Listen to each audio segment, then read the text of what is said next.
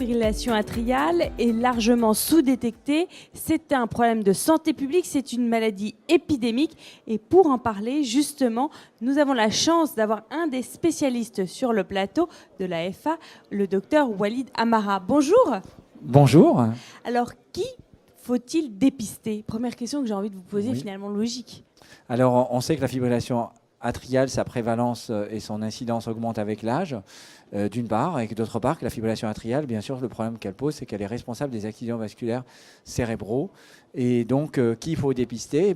Il faut déjà dépister les patients qui ont fait un AVC qu'on dit cryptogénique, c'est-à-dire un AVC pour lequel on n'a pas retrouvé de cause.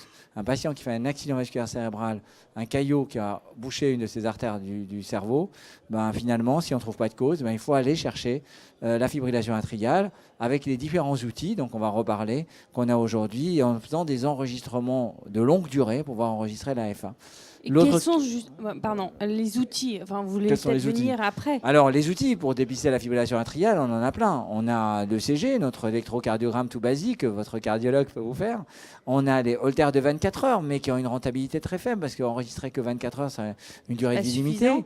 On a tous les nouveaux outils connectés qui sont dans le marché, comme la montre. Est-ce que vous en avez une? Non, moi j'ai une montre classique. Donc on ne peut pas vous détecter. Exactement. Mais la montre, la montre, on peut en reparler. La montre, ce sera peut-être pas obligatoirement intéressant pour le diagnostic d'AVC, mais pourra être intéressant pour le diagnostic de palpitation. Pour des gens qui ont des palpitations plutôt irrégulières, d'enregistrer ce tracé peut être intéressant. Si je reviens à ma FA et à mon contexte d'AVC, je vais être intéressé par des enregistrements de longue durée, soit des holters de longue durée, soit des nouveaux outils comme les vestes.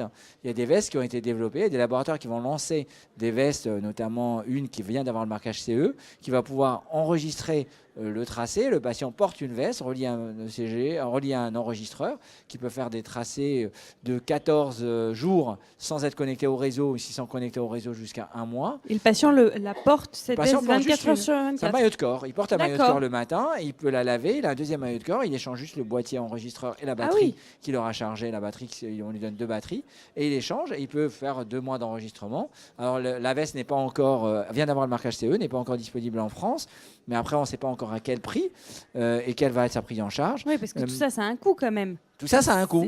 Tout ça, ça a un coût. Et la sécurité sociale rembourse, etc. Ou pas? Il y a un problème, il y a un frein. Non, il y a un vrai frein. C'est-à-dire qu'aujourd'hui, les seuls remboursements qu'on a, c'est la consultation de cardiologie, le CG conventionnel et le holter de 24 heures qui est remboursé 77 € et 1 centime par la sécurité sociale. 1 centime est précis. Je ne sais pas d'où il vient. Ça vient même pas de la conversion des francs en euros, c'est un vieux concept comme ça. Mais les holters de longue durée, par exemple, n'ont pas de financement officiel.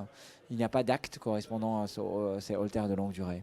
Merci Walid Amara de nous avoir éclairé sur la fibrillation atriale. Merci.